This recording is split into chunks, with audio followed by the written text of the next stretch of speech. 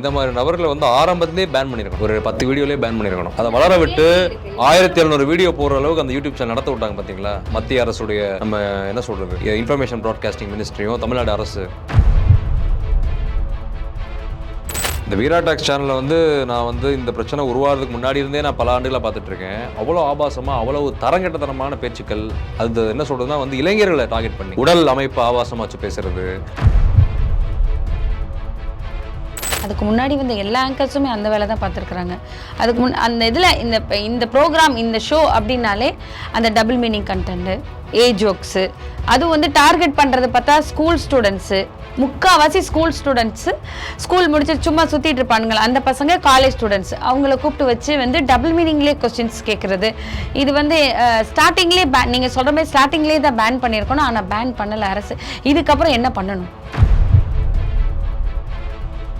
Sexual ஆப்சீன் words பயன்படுத்துறது, காம இச்சை தூண்டக்கூடிய வார்த்தைகளை பயன்படுத்துறது, அதுக்கடுத்து வந்து செக்ஷுவலாக ஒருத்தனை வந்து டிஸ்கிரிமினேஷன் பண்ணுறது, ஒரு மாதிரி வந்து அட்டாக் பண்ணி பேசுறது, அதுக்கப்புறம் வந்து ரொம்ப ஆபாசமான கருத்துக்களை வந்து சமூக வலைதளத்தில் வந்து அதுவும் வந்து குழந்தைகள் பாலியல் போஸ்கோ ஆக்ட்லாம் இருக்குது, அதெல்லாம் இதில் அட்ராக்ட் ஆகும். வீடியோ நீங்கள் பாருங்கள், ஒரு வீடியோலாம் பார்த்தீங்கன்னா இடுப்பு தெரியுதா, எனக்கு அது தெரியுதா, என்னோட உடல் கட்டமைப்பு எப்படி இருக்குது, நீ என்ன வச்சுக்கிறியா, இதெல்லாம் என்ன வார்த்தை, அதெல்லாம் என்ன பேச்சு, இதெல்லாம் இளைஞர்கள். அதுவும் வந்து பார்த்தீங்கன்னா ஸ்கூல் பையன், காலேஜ் போய் இந்த மாதிரி பேசிட்டு இருப்பேன். நீ டிடிஎஃப் வாசன் அவர்களை குண்டு கட்ட தூக்கிட்டு போனாங்க. திடீர்னு மதுரையில் வந்து போலீஸ் எல்லாம் வந்து தூக்கிட்டு போனாங்க. திடீர்னு ஈவினிங் பார்த்தா வந்து ஜாமீன் வாங்கியாச்சு அப்படின்னு சொல்கிறாங்க. இப்போ வந்துட்டு அவர் வந்து காரில் வந்துட்டு மொபைல் யூஸ் பண்ணதாகவும், காரில் வீடியோ கால் பேசிட்டு போனதாகவும், அதை வந்து யூடியூப்பில் வந்து அவர் பதிவு பண்ணதுனால அவர் வந்து நாங்கள் அரெஸ்ட் பண்ணுறோம் அப்படின்னு சொல்லி அரெஸ்ட் பண்ணியிருந்தாங்க. ஆல்ரெடி அவர் வந்துட்டு 2 வீலருக்கான லைசன்ஸ் கேன்சல் பண்ணியிருக்காங்க. இப்போ 4 வீலருக்கான லைசன்ஸும் கேன்சல் பண்ணுறதுக்கு ஏதாவது வாய்ப்புகள் இருக்கா? இதுவும் நானே சொல்றேன், டிடிஎஃப் வாசன் நல்ல திறமையாளர், நல்ல பைக் ஓட்டுறார், நல்ல கார் ரேசர், அதை நானே பாராட்டுவேன். டிடிஎஃப் வாசன் பர்சனலா வந்து அவருக்கு எனக்கு எந்த கிரஜும் கிடையாது. நான் என்ன சொல்றேன்னா, இப்ப டிடிஎஃப் வாசன் வண்டி ஓட்டாதே எனக்கு வருத்தம் தான். ஏன்னா லைசன்ஸ் வந்து கேன்சல் பண்ணிட்டாங்க. நீ ஒன்றும் இல்லை, இதை போய் நீ F1 ரேஸ்ல காமிச்சிருக்கலாம்ல இந்த திறமையை. எத்தனையோ கார் ரேஸ் நடக்குது இல்லை இந்தியா முழுக்க, எத்தனையோ பைக் ரேஸ் நடக்குதா இல்லையா, தமிழ்நாட்டில், இந்தியா, நேஷனல் லெவல், இன்டர்நேஷனல் நடக்குதா இல்லையா. இப்போ பிரக்யானந்தா இருக்காருல்ல, செஸ் பிளேயர், இன்டர்நேஷனல் போறாருல, சந்தோஷமா இருக்கு நமக்கு, வேர்ல்ட் சாம்பியன்ஷிப்லாம் போயிட்டு வராருல. அப்ப நீ அந்த மாதிரி போக வேண்டியதானே. அந்த அளவுக்கு திறமை டிடிஎஃப் வாசன் இருக்குது, அதை நான் மறுக்க மாட்டேன். நான் டிடிஎஃப் வாசனை ஹேட் பண்ணல.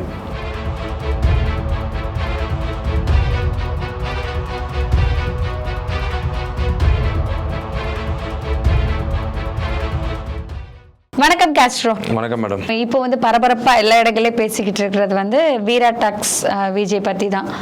நீங்க அதை எப்படி பாக்குறீங்க? அதை வந்து ரொம்ப கடுமையான வார்த்தையை பயன்படுத்தணும்னு நான் யோசிக்கிறேன். ஏன்னா வந்து இந்த மாதிரி நபர்களை வந்து ஆரம்பத்திலே பேன் பண்ணியிருக்கணும். ஒரு 10 வீடியோலேயே பேன் பண்ணியிருக்கணும். அதை வளர விட்டு 1700 வீடியோ போடுற அளவுக்கு அந்த யூடியூப் சேனல் நடத்த விட்டாங்க பார்த்தீங்களா? மத்திய அரசுடைய நம்ம என்ன சொல்றது, இன்ஃபர்மேஷன் ப்ராட்காஸ்டிங் மினிஸ்ட்ரியும் தமிழ்நாடு அரசு. அது பெரிய தப்பு அது. ஏன்னா வந்து இந்த வீரா டாக்ஸ் சேனலில் வந்து நான் வந்து இந்த பிரச்சனை உருவாகிறதுக்கு முன்னாடி இருந்தே நான் பல ஆண்டுகளாக பார்த்துட்டு இருக்கேன். அவ்வளோ ஆபாசமாக, அவ்வளவு தரங்கெட்டத்தனமான பேச்சுக்கள். அது என்ன சொல்றதுன்னா வந்து இளைஞர்களை டார்கெட் பண்ணி உடல் அமைப்பு ஆபாசமாக வச்சு பேசுறது, காதலர்களை கொச்சப்படுத்துறது, அப்புறம் வந்து கல்யாணமான தம்பதிகளை கொச்சப்படுத்துறது, எல்லாரையுமே கொச்சப்படுத்தி பேசுறது. அது அந்த பெண்ணுடைய வார்த்தைகள், அந்த பேச்செல்லாம் நீங்க பாத்தீங்கன்னா உடம்புல அந்த பெண்ணுன்னு மட்டும் சொல்ல முடியாது. ஐ மீன் அந்த பொண்ணு பண்ணினது தப்பு தான், அந்த பொண்ணு பேசியிருக்கிறாங்க. அதுக்கு முன்னாடி வந்து எல்லா ஆங்கர்ஸுமே அந்த வேலை தான் பார்த்துருக்குறாங்க. அதுக்கு அந்த இதில் இந்த ப்ரோக்ராம், இந்த ஷோ அப்படின்னாலே அந்த டபுள் மீனிங் கண்டென்ட்டு, ஜோக்ஸு, அது வந்து டார்கெட் பண்ணுறது பார்த்தா ஸ்கூல் ஸ்டூடெண்ட்ஸு, முக்கால்வாசி ஸ்கூல் ஸ்டூடெண்ட்ஸு, ஸ்கூல் முடிச்சு சும்மா சுற்றிட்டு இருப்பானுங்களா அந்த பசங்க, காலேஜ் ஸ்டூடெண்ட்ஸ், அவங்கள கூப்பிட்டு வச்சு வந்து டபுள் மீனிங்லேயே கொஸ்டின்ஸ் கேட்குறது. இது வந்து ஸ்டார்டிங்லேயே நீங்கள் சொல்கிற மாதிரி ஸ்டார்டிங்லேயே தான் பேன் பண்ணியிருக்கணும். ஆனால் பேன் பண்ணலை அரசு. இதுக்கப்புறம் என்ன பண்ணணும்? இல்லை, இது வந்து சைபர் கிரைம்.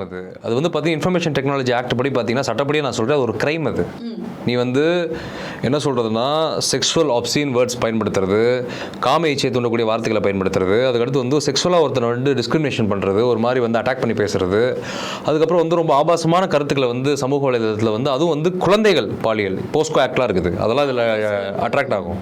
அப்போ அந்த மாதிரியான வார்த்தைகளை பயன்படுத்தி ரொம்ப ஆபாசமாக நீ வந்து வெளிப்படையாக பேசுறது வந்து சட்டப்படி அது குற்றம். அது ஒரு பாலியல் குற்றம் தான். அதுவும் செக்ஷுவல் சின்னு தான். அதுவும் அப்படிதான் நம்ம அதை பார்க்கணும்.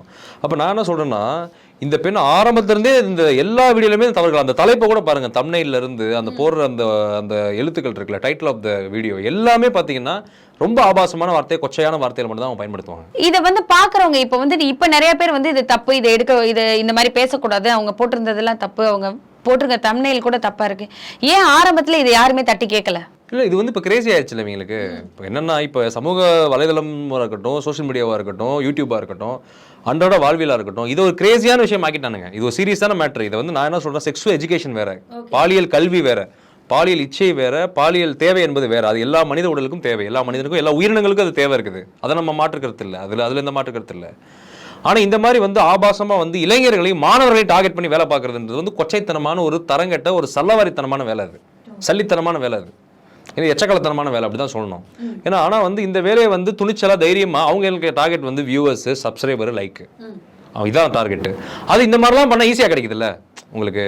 இதே நம்ம சமூகம் சார்ந்து அப்படி இளைஞர்கள் சார்ந்து மாணவர்கள் சார்ந்து அப்படி நல்ல விஷயங்களை பேசினா எவனும் கண்டுக்க மாட்டான். இப்போ இந்த மாதிரி விஷயம், ஜோக்ஸ், இந்த மாதிரி விஷயங்கள்லாம் பார்த்தீங்கன்னா ஈஸியாக அட்ராக்ட் பண்ணுது, இளைஞர்களையும் பெண்களையும் மாணவர்களையும் அட்ராக்ட் பண்ணுது. அப்போ அதை வந்து ஒரு ஹாபியாக எடுத்து இந்த பொண்ணு செய்தது. ஏன்னா அதை வந்து என்ன சொல்றதுன்னா, ஒன்றும் இல்லை, அந்த வீடியோவை நீங்கள் பாருங்கள். ஒரு வீடியோலாம் பார்த்தீங்கன்னா இடுப்பு தெரியுதா, எனக்கு அது தெரியுதா, என்னோட உடல் கட்டமைப்பு எப்படி இருக்குது, நீ என்னை வச்சுக்கிறியா, இதெல்லாம் என்ன வார்த்தை, இதெல்லாம் என்ன பேச்சு, இதெல்லாம் இளைஞர்கள். அதுவும் வந்து பார்த்தீங்கன்னா ஸ்கூல் பையன், காலேஜ் போய் இந்த மாதிரி பேசிட்டு இருப்பேன். நீ படிக்க வேண்டிய வயது அது, அதெல்லாம் வந்து நம்ம கனவுகளை நோக்கி, கோல்ஸ் நோக்கி நகர வேண்டிய வயது, சாதிக்க வேண்டிய வயசு. வாழ்க்கையில் அதான் அடித்தளம், பேஸ். அன்னைக்கு நீ சரியா பேஸ் அடித்தளம் போடலைன்னா வாழ்க்கை வீணா போயிடும், நாசமா போயிடும். அப்போ அந்த நேரத்தில் இருக்கக்கூடிய, அந்த சூழல் இருக்கக்கூடிய மாணவர்கள், இளைஞர்கள் நீ ஃபோக்கஸ் பண்ணி இந்த மாதிரி நீ ஒரு அஜெண்டா நீ கொண்டு போனேன்னா அது என்ன ஆகும்? ஏன்னா வந்து நீங்கள் அங்கே அந்த இடத்துல இருக்கக்கூடிய செயலில் அந்த சினாரியோ இருக்குல்ல, அந்த சீனில் 3 பேர் தான் இருப்பான். யூடியூப்ல எத்தனை லட்சம் பேர் பார்க்குறாங்க. அப்போ எல்லாருமே அந்த சீனுக்குள்ள தானே இருக்கானுங்க, எல்லாரும் பாதிக்கப்படுறாங்களோ அது மூலியமா.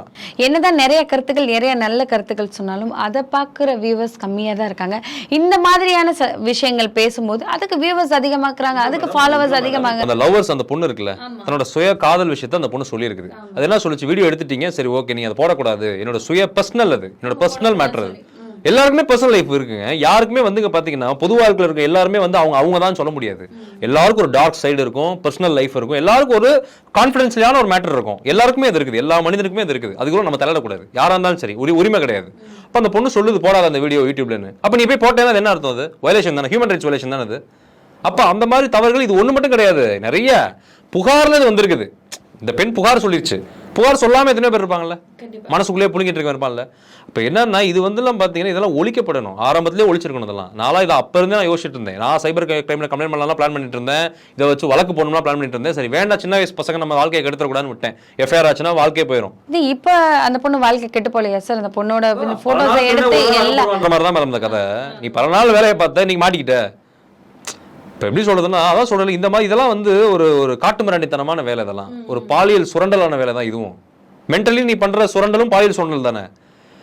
இது ரொம்ப தவறு. மாதிரி பேசுங்க அப்படின்னு சொல்லும்போது அந்த பொண்ணுங்க எப்படி ஒத்துக்கிறாங்க? இன்னைக்கு அதான் மேடம், யங்ஸ்டர்ஸ் சரியில்லை மேடம். இன்னைக்கு இளைஞர்கள், மாணவர்கள் சரியில்லை, இதுதான் உண்மை. பெரும்பான்மை சரியில்லை. அந்த பதில் சொல்ற பசங்களுக்கு எங்க அறிவு போச்சு? அதான் அவங்களுக்கு என்ன வந்து பாத்தீங்கன்னா, ஒரு பொண்ணு இப்படி கேக்குது இல்ல, இப்ப நம்ம பொண்ணே இப்படி பேசுறப்ப நம்ம பேசக்கூடாதா?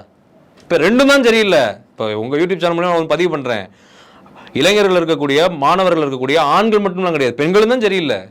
எல்லாம் தான், ரெண்டும் தான் கரெக்டா இருக்குது. சரி, இது சரியாகணும்னா சட்ட ரீதியா என்ன பண்ணணும்? நீங்க ஒரு அட்வொகேட், அதனால நான் கேக்குறேன். ரீதியா பண்றதை விட கடுமையான தண்டனை கொடுக்கணும், பெனால்ட்டி போடணும், சேனலை பேன் பண்ணணும். சட்ட ரீதியா இதான் பண்ண முடியும், வேற எதுவும் இதுக்கு மேல எதுவும் பண்ண முடியாது. முதல்ல இந்த இளைஞர்களுக்கும் மாணவர்களுக்கும் செக்ஸ் எஜுகேஷன் முதல் கொடுக்கணும், பாலியல் கல்வியை முதல் கொடுக்கணும். பாலியல்னாலே ரொம்ப பெரிய விஷயம் நினைக்கிறேன். ஒரு பெண்ணுடைய உடலோ, ஒரு ஆணுடைய உடலோ, ஒரு பாலியல் இச்சை, ஒரு செக்ஸ் எஜுகேஷனாலே, செக்ஸ்னாலே ரொம்ப பெரிய விஷயம், அது ஒண்ணுமே கிடையாது. செக்ஸ் எஜுகேஷன் நீங்க கொடுத்துட்டீங்கன்னா பிரச்சனையே கிடையாது. அது சாதாரணமாக தான் பார்க்க போறான். ஒரு ஆண் பெண்ணை சாதாரணமாக பார்ப்பா, ஒரு பெண் வந்து சாதாரணமாக பார்ப்பா. நீ செக்ஸ் எஜுகேஷனே இந்த நாட்டில் இல்லை, அதான் பெரிய பிரச்சனையும் அதுதான். எல்ஜிபிடிக்குன்னு ஒரு கும்பல் சுத்திட்டு இருக்குது. ஏன்னா அது வந்து ஒரு பெரிய டிசாஸ்டர் அது. ஏன்னா அப்போ வந்து அதையும் நீங்கள் இதில் சேர்க்கணும். அதை பற்றிலாம் அந்த பொண்ணு வீடியோ பேசியிருக்குது. எல்ஜிபிடிக்கு வந்து பெருமைப்படுத்தி, ஏங்க ஆணு சேர்றது வாழ்க்கையாங்க, பெண்ணு சேர்றது வாழ்க்கையாங்க. ஆணும் பெண்ணு சேர்றதானங்க வாழ்க்கை. அங்கே தானங்க வந்து கலவி கொள்ள முடியும், காதல் கொள்ள முடியும், அங்கே தானங்க இன்னொரு உயிர் பிறக்க முடியும். ஆணு சேர்ந்தா எப்படிங்க உயிர் பிறக்கும், பெண்ணு சேர்ந்தா எப்படிங்க உயிர் பிறக்கும்? அதை பெருமைப்படுத்துறாங்க. டிரான்ஸ்ஜெண்டர் நீங்கள் விட்டுருங்க, அது வந்து ஓரின சேர்க்கைன்றதையும் கடந்து அது வந்து இயற்கையாக வரக்கூடிய பரிணாம மாற்றத்தில், உடலில் ஏற்படும் மாற்றத்தில் அது டிரான்ஸ்ஜெண்டராக மாறுறாங்க. அது வேற. இது வந்து இதை வந்து ஏற்றுக்க முடியாது நம்மளால. அப்போ என்னன்னா வந்து பார்த்தீங்கன்னா, ஒரு செக்ஸ் எஜுகேஷன் தேவை. ஒரு ரிஃபர்மேட்டிவ் எஜுகேஷன் தேவை. இளைஞர்களுக்கு மாணவர்களுக்கு ஒழுக்கம்னா என்ன, வாழ்க்கைனா என்ன, லட்சியம்னா என்ன, குறிக்கோள் என்ன, கோல்னா என்ன, கல்வினா என்னன்றதை நம்ம சொல்லிக் கொடுக்கணும். இதுதான் இந்த ரிஃபர்மேஷன் எஜுகேஷன் இருந்தால் தான், அந்த சீர்திருத்த கல்வி இருந்தால் தான் இதுக்கெல்லாம் நம்ம முற்றுப்புள்ளி வைக்க முடியும். இன்னைக்கு வந்து செக்ஸ் எஜுகேஷன் இல்லாதனால தான் பல பேர் வந்து ரேப் பண்றான், குழந்தைங்களை ரேப் பண்றாங்க, பாலியல் குற்றங்கள் ஈடுபடுறாங்க. ஏன் ஈடுபடுறான்? செக்ஸ் எஜுகேஷனே இந்த நாட்டில் இல்லை. வெளிநாடுகளை நீங்க போய் பாருங்க, அதை கேஷுவலாக எடுத்துக்குவான், அவனுக்கு ஒரு மேட்டரே கிடையாது. இந்த நாட்டில் எங்கேயாவது நீங்க அமெரிக்காவில் இந்த மாதிரி சேனல் பார்த்துருக்கீங்களா? யூடியூப் சேனல்ல இப்படி போய் பார்த்துருக்கீங்களா? யூரோப்பில் பார்த்துருக்கீங்களா? நீ என்ன பெரிய, நீ உலகத்தில் பெரிய வளர்ச்சி நாடு வளர்ந்துட்டியா? நீ இன்னும் நீ வளர்ந்துட்டு தான் இருக்கிற, இன்னும் நீ பெரிய உயரங்கள் நீ அடையல. ஆனால் நீ ஏன் இங்கே உட்காந்து இந்த மாதிரி உட்காந்து பேசிட்டு இருக்க? யூடியூப் இந்த மாதிரி சேனல்லாம் முதல் கவர்மெண்ட் ஆஃப் இந்தியா பேன் பண்ண வேணாமா? கலாச்சாரத்தை பாதுகாக்கிறோம் நாங்கள், அதை பாதுகாக்கிறோம், இதை பாதுகாக்கிறோம் பேசுறதில்ல. அப்போ இதை பேன் பண்ணிக்கணுமா இல்லையா? முன்னாடியே இது வந்து ஒழிக்கப்பட வேண்டிய விஷயங்கள் இதெல்லாம். அதுக்கு ஒரே முற்றுப்புள்ளி செக்ஸ் எஜுகேஷனும் இந்த மாதிரி சேனலை பேன் பண்ணுறதும் நல்ல ஒரு சீர்திருத்த கல்வியும் தான் முக்கியம். ஓகே, அடுத்து இது ஒரு பக்கம் இருக்க, மேட்டுப்பாளையத்தில் வந்துட்டு ஒரு கவுன்சிலர் வந்துட்டு ஒரு ஏரியா, ஒரு தெருவில் வந்து தூய்மை பண்ணி க்ளீன் பண்ணாமல் ஒரு காவா இருந்திருக்கு. அந்த காவா வந்து க்ளீன் பண்ணாமல் இருந்திருக்கு. அந்த இடத்துல இருக்க ஒரு இளைஞர் போய் அந்த கவுன்சிலர் கிட்ட கேட்குறாங்க, க்ளீன் பண்ணாமல் இருக்குது, நீங்கள் தானே இங்கே கவுன்சிலராக இருக்கீங்க, நீங்கள் தானே பார்த்துக்கணும், இந்த மாதிரி இருக்குது. உடனே அந்த கவுன்சிலர் சொல்றாங்க, நீ யாருப்பா என்னை கேள்வி கேட்கறதுக்கு? நீ யாருப்பான்னு கூட கேட்கல, நீ யார் என்னை கேள்வி கேட்கறது? உனக்கு தேவைன்னா நீ கிளீன் பண்ணிக்கோ அப்படின்னு சொல்லி பேச்சுவார்த்தை கடைசி வந்து கைகலப்பா மாறி அந்த கேள்வி கேட்டவரை வந்து கவுன்சிலர் பக்கம் இருந்து யாரோ அவனை அடிச்சு கழுத்து முறிவுப்பட்டு மருத்துவமனையில் அனுமதிக்கப்பட்டிருக்காங்க. இதை வந்து செய்தியாளர்கள் யாரோ வீடியோ எடுத்து போட்டாங்க. இது சமூக வலைத்தளத்துல ரொம்ப பரவுனதுக்கு அப்புறம், கேள்வி கேட்டதுக்கு அப்புறம் அந்த பையன் எங்களை அடிக்க வந்தா அதனாலதான் அடிச்சோம் அப்படிங்கிறதே முன்வைக்கிறாங்க. ஒரு ஏரியா கிளீனா இல்ல, அந்த கவுன்சிலர் கிட்ட போய் கேட்கறது தப்பா? இந்த பையன் போய் இந்த ஏரியால நீங்க தான் கவுன்சிலரா இருக்கீங்க, நீங்க தானே பாத்துக்கணும், நீங்க தானே கிளீன் பண்ணணும்னு கேட்டது தப்பா? இல்ல, இது வந்து தவறு இல்ல. இது வந்து ஒரு ஜனநாயக நாட்டுல வந்து எல்லா மக்களுடைய வாக்களித்தன் இல்ல, எல்லா மக்களுடைய உரிமை, அதிகாரத்தில் இருக்கக்கூடிய கேள்வி எழுப்பக்கூடிய உரிமை எல்லாருக்குமே இருக்குது. அதான் ஜனநாயகம், அதான் வந்து மக்களாட்சின்றது. இங்க மன்னராட்சியெல்லாம் ஒன்றும் கிடையாது. இப்போ இந்த மேட்டர் நான் அந்த வீடியோ பார்த்த வரைக்கும், காணொலியை பார்த்துட்டு நான் நினைக்கிறேன்னா, இந்த பையன் உரிமையை போய் கேட்டிருக்காரு, அதெல்லாம் தப்பே கிடையாது, அதெல்லாம் பாராட்ட வேண்டிய ஒரு விஷயம் தான். ஆனால் வந்து பார்த்தீங்கன்னா இது வந்து என்ன சொல்றதுன்னா வந்து அந்த கவுன்சிலர்கள் அவங்க குடும்பத்தை சேர்ந்தவரோட அந்த அடாவடித்தனமான அந்த ஒரு அராஜகமான செயல் வந்து கண்டிக்கத்தக்கது. அந்த வீடியோவில் நம்ம பார்க்குறோம், கடுமையான கெட்ட வார்த்தைகளை பயன்படுத்துறது, அப்புறம் அடிச்சிருக்காருன்னு சொல்கிறாங்க, ஏதோ கழுத்து முறிவு ஏற்பட்டு ஏதோ அந்த பையன் ஹாஸ்பிட்டல் இருக்காருலாம் நான் கேள்விப்பட்டேன். இது ரொம்ப கண்டிக்கக்கூடிய ஒரு செயல். ஏன்னா வந்து பார்த்தீங்கன்னா இது நான் என்ன சொல்றேன்னா, இதை வந்து அந்த குப்பைகள் கூடமா இருக்குது, ஒரு பெரிய ஒரு சமூக சீர்கேடு ஏற்பட்டிருக்குன்னா அதை வந்து கவுன்சிலர் தானே அதுக்கு இன்சார்ஜ். அங்கே இருக்கக்கூடிய கலெக்டராக இருக்கட்டும், போலீஸ் டிபார்ட்மெண்ட்டில் இருக்கக்கூடிய அதிகாரிகளாக இருக்கட்டும், அரசு அதிகாரிகள் யார் இருந்தாலும் வந்து கவுன்சிலர் தானே வந்து மக்களால் தேர்ந்தெடுக்கப்பட்டிருக்காங்க லோக்கல் பாடி எலெக்ஷனில். அப்போ அவங்க தானே அதை வந்து க்ளீன் பண்ணணும். அதை பண்ணலன்றப்ப நம்ம வந்து அந்த மாதிரி நபர்களை வந்து கவுன்சிலராக இருக்கவே தகுதி இல்லாதவங்க அவங்களாம். அந்த மாதிரி நபர்கள் அதிகாரத்தில் இருக்க தகுதி இல்லாதவர்கள். இப்போ நான் என்ன சொன்னேன், ஜனநாயக முறைப்படி மக்கள் வந்து குரல் எழுப்புறாங்கன்னா நாங்கள் இந்த பண்ணுறாங்கன்னு சொல்லிட்டு போனால் பிரச்சனையே இல்லை. அது வயசு போய் வந்து கேட்குறான்னு கூப்பிட்டு பாராட்டி, சரிப்பா நான் தவறு பண்ணிட்டேன்ப்பா, ஒத்துக்கிறேன்ப்பா, நான் என்ன கிளியர் பண்ணால் பண்ணிடுறேன்ப்பான்னு சொல்கிறது வேற. அடாவடித்தனமாக போட்டு அடிக்கிறது, அவனை ஆபாசமான வார்த்தைகளை பயன்படுத்துறது, என்ன ஒரு அருவருக்கத்தக்க வார்த்தைகளை பயன்படுத்தியிருக்காங்க. அதெல்லாம் நான் பீப் வச்சு நான் கேட்டேன், அந்த பீப் சவுண்ட் வச்சு கேட்டேன், நியூஸில் பார்த்தேன். ஸோ அது ரொம்ப கண்டிக்கத்தக்க ஒரு செயல் அது. அதில் வந்து அந்த மாதிரி நபர்களை வந்து இப்போ அது வந்து ஆளுங்கட்சி அது வந்து சேர்ந்ததாக இருந்தால் கூட உடனடியாக வந்து அவங்கள வந்து அந்த பதவியிலேருந்து நம்ம தூக்கணும், நீக்கம் செய்யணும். டிடிஎஃப் வாசன் அவர்களை குண்டு கட்ட தூக்கிட்டு போனாங்க. திடீர்னு மதுரையில் வந்து போலீஸ் எல்லாம் வந்து தூக்கிட்டு போனாங்க. திடீர்னு ஈவினிங் பார்த்தா வந்து ஜாமீன் வாங்கியாச்சு அப்படின்னு சொல்கிறாங்க. இப்போ வந்துட்டு அவர் வந்து காரில் வந்துட்டு மொபைல் யூஸ் பண்ணதாகவும், காரில் வீடியோ கால் பேசிட்டு போனதாகவும், அதை வந்து யூடியூப்பில் வந்து அவர் பதிவு பண்ணதுனால அவர் வந்து நாங்கள் அரெஸ்ட் பண்ணுறோம் அப்படின்னு சொல்லி அரெஸ்ட் பண்ணியிருந்தாங்க. ஆல்ரெடி அவர் வந்துட்டு 2 வீலருக்கான லைசன்ஸ் கேன்சல் பண்ணியிருக்காங்க. இப்போ 4 வீலருக்கான லைசன்ஸும் கேன்சல் பண்ணுறதுக்கு ஏதாவது வாய்ப்புகள் இருக்கா? இல்லை மேடம், நான் என்ன சொல்கிறேன்னா, வாகனம் ஓட்டுவதற்கு என்று இந்தியாவில் தமிழகத்தில் ஒரு விதிமுறைகள் இருக்குது, ஒரு நடைமுறை இருக்குது. இப்படி தான் ஓட்டணும், இந்த ஸ்பீடில் தான் லிமிட்டில் தான் போகணும். ஏன்னா நம்ம ரோடு கண்டிஷன் அப்படி, நம்ம ஒன்றும் அமெரிக்கா யூரோப்பில் இல்லை. நம்ம ரோடு கண்டிஷன் இதுதான், இப்படி தான் இந்த ஸ்பீடில் தான் போகணும், இந்த வண்டியில் தான் போகணும், ஃபோன் பேசக்கூடாது, சரக்கு கஞ்சா போட்டு வண்டியை ஓட்டக்கூடாது, இப்படி தான் வண்டியை ஓட்டணும். நமக்கு ஒரு ரூல்ஸ் ரெகுலேஷன்ஸ் விதிக்கப்பட்டிருக்கு, சட்டப்படியே இருக்குது. டிராஃபிக் ரூல்ஸ் ஆக்ட் இருக்குது, ஆல் ஓவர் இந்தியா நிறைய ரோடில் மோட்டார் வெஹிக்கிள்ஸ் ஆக்ட் நிறைய இருக்குது, நமக்கு சட்டங்கள் இருக்குது. இப்போ நான் என்ன கேட்குறேன்னா, நீ வந்து அந்த 2 வீலரு பைக் ரேஸு, நீ வந்து ரேசர் ஆகுது என்ன சொல்ற, நீ எவ்வளோ பெரிய ஒரு F1 ரேசர், எவ்வளோ பெரிய ஆளுமை வேணாலும் இரு அந்த துறையில், ரேசிங் துறையில், பைக் ரேஸோ கார் ரேஸோ. நான் என்ன கேட்குறேன்னா, இந்தியாவில் இதுதான் சட்டம்னா அதுக்கு நீ கட்டுப்பட்டு தான் நடக்கணும். இப்போ நான் என்ன சொல்கிறேன்னா, நீ வந்து எவ்வளோ ஒரு அச்சுறுத்தலான ஒரு சாகசம். இல்லை எல்லாரும் இந்திய சட்டத்துக்கு கட்டுப்பட்டு தான் நடக்கிறாங்களா மேடம்? நான் இல்லை மேடம், இப்போ நான் என்ன சொல்கிறேன்னா, இப்போ வந்து டிடிஎஃப் வாசன் வந்து பார்த்தீங்கன்னா, ஜெயிலுக்கு போறது, கோர்ட்டுக்கு போறது, போலீஸ் ஸ்டேஷன் போறது. யாருமே வந்துட்டு கார்ல வந்து வீடியோ கால் பேசலையா? வீடியோ கால் பேசுறதை யாரும் பார்க்கலையா? போக்குவரத்து துறையில எல்லா இடத்துலயும் கேமராஸ் இருக்கும்ல, யாருமே பார்க்கலையா? அப்புறம் நீங்க சொல்றது சரி, எனக்கு புரியுது. எல்லாருமே நிறைய பேர் தவறுகள் செய்யறாங்க. சில பேர் தவறுல மாட்டுறாங்க, சில பேர் தவறுல தப்பிக்கிறாங்க. அப்படிதான் அந்த நாட்டில் இருக்குது. அதை நான் மறுக்கல. இப்ப நான் என்ன சொல்றேன்னா, டிடிஎஃப் வாசன் எதனால லைசன்ஸ் பேன் பண்ணாங்க?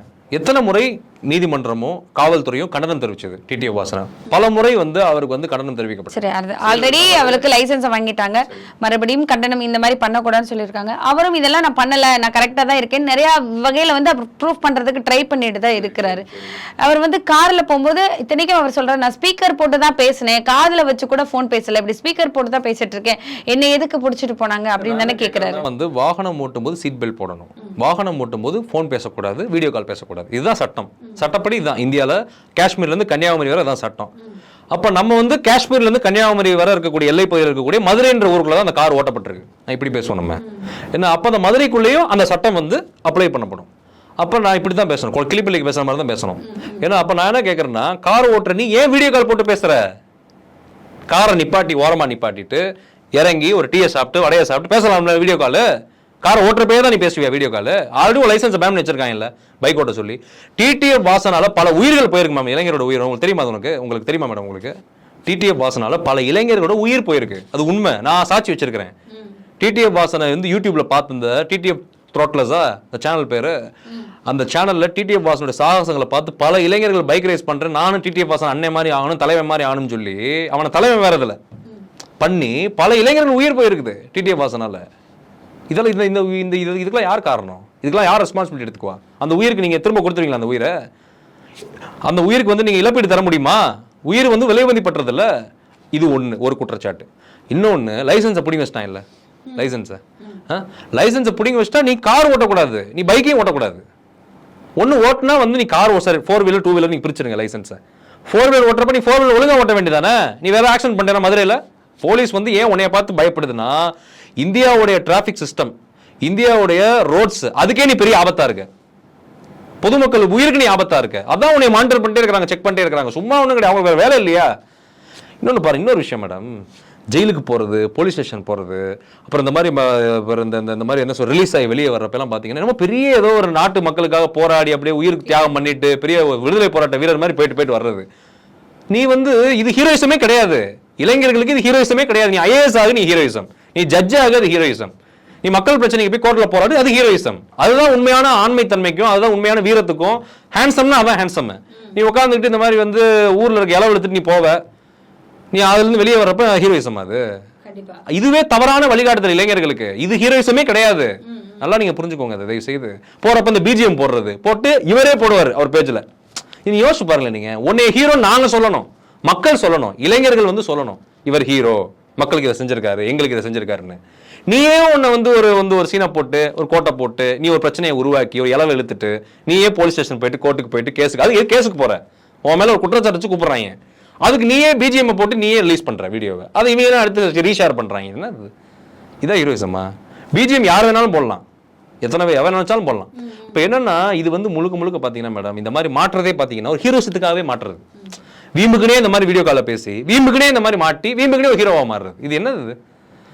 இது நான் சொல்றேன், டிடிஎஃப் வாசன் நல்ல திறமையாளர், நல்ல பைக் ஓட்டுறார், நல்ல கார் ரேசர், அதை நானே பாராட்டுவேன் டிடிஎஃப் வாசன். பர்சனலா வந்து அவருக்கு எனக்கு எந்த கிரஜும் கிடையாது.